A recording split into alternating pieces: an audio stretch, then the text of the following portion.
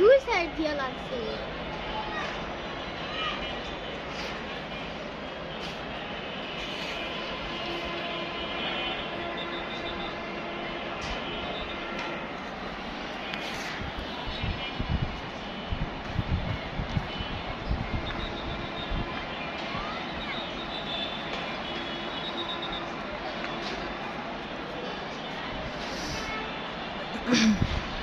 আসসালামু আলাইকুম।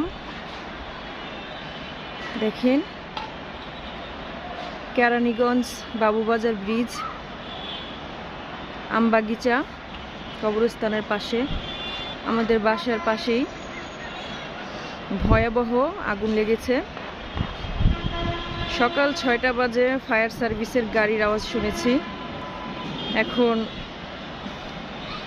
দুপুর 12:30 বাজে, এখনও আগুন নিভাতে পারেনি। কালো ধোঁয়ায় পুরো এলাকা আচ্ছন্ন হয়ে গিয়েছে। ফায়ার সার্ভিস এসেছে কিন্তু সকাল 6টায়, এখন 12:30 বাজে, এখনও আগুনটা তারা নিভাতে সক্ষম হয়নি।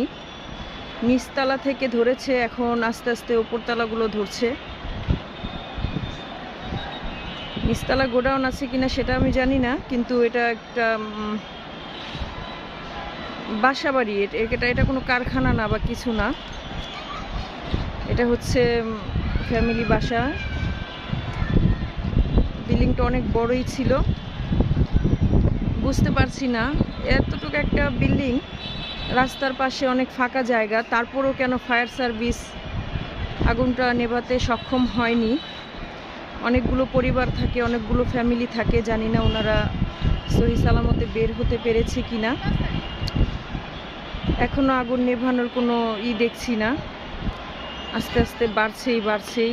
এখন উপরতলাগুলো ধরেছে।